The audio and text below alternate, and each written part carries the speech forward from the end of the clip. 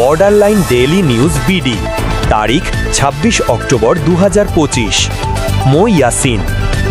আসসালামু আলাইকুম। বিশেষ সংবাদ নিয়ে আপনাদের সামনে উপস্থিত হয়েছি আমি মো ইয়াসিন, বর্ডারলাইন ডেইলি নিউজ বিডির পক্ষ থেকে। আজকের শিরোনাম সংবাদ: উত্তর মংদ এলাকায় রোহিঙ্গা স্বাধীনতা গ্রুপ ARSA ও আরাকান আর্মি AA সন্ত্রাসীদের তীব্র সংঘর্ষ। আরাকান আর্মির ১৩ জন সন্ত্রাসী নিহত।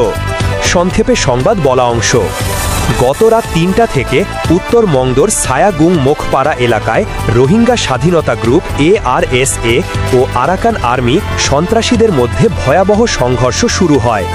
এই যুদ্ধে এখনও পর্যন্ত আরাকান আর্মির ১৩ জন সন্ত্রাসী নিহত হয়েছে বলে নিশ্চিত সূত্রে জানা গেছে।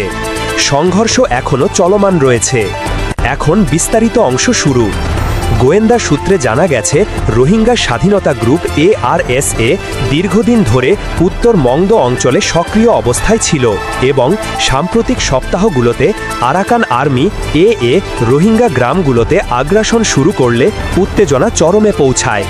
এরই ধারাবাহিকতায় গত রাত প্রায় রাত ৩টার দিকে ARSA যোদ্ধারা পূর্ব পরিকল্পনা অনুযায়ী আরাকান আর্মির একাধিক অবস্থানে আকস্মিক হামলা চালায়। স্থানীয়দের মতে প্রথমে ভারী অস্ত্রের গোলাগুলি শুরু হয়, পরে মর্টার ও রকেট নিক্ষেপ করা হয়। রাতভর চলা এ সংঘর্ষে আরাকান আর্মির অন্তত ১৩ জন সন্ত্রাসী নিহত হয়েছে এবং আরও কয়েকজন আহত হয়েছে বলে ধারণা করা হচ্ছে।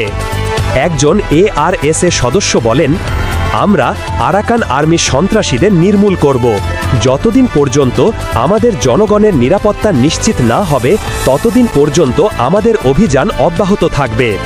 গোয়েন্দা কর্মকর্তাদের বিশ্লেষণ অনুযায়ী এই হামলাটি একটি কৌশলগত ও প্রতিশোধমূলক অভিযান, কারণ আরাকান আর্মি সম্প্রতি রোহিঙ্গা জনগণের ওপর ধারাবাহিক নিপীড়ন চালিয়ে আসছিল। এলাকার পরিস্থিতি এখনও উত্তেজনাপূর্ণ। স্থানীয় জনগণ নিরাপত্তার অভাবে গ্রাম ছেড়ে আশ্রয় নিচ্ছে। উভয় পক্ষই আরও যোদ্ধা মোতায়েন করেছে, ফলে সংঘর্ষ আবারও তীব্র আকার ধারণ করতে পারে বলে আশঙ্কা করা হচ্ছে। এই সংঘর্ষের ফলে আরাকান অঞ্চলের স্থিতিশীলতা আবারও বিপর্যস্ত হয়ে পড়েছে।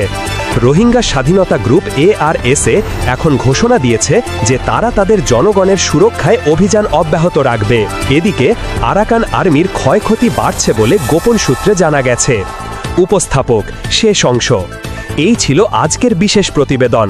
পরবর্তী আপডেট নিয়ে আবারও হাজির হব আপনাদের সামনে। আমি মো ইয়াসিন, বর্ডারলাইন ডেইলি নিউজ বিডির পক্ষ থেকে বলছি, সত্য সংবাদ, নির্ভরযোগ্য উৎস।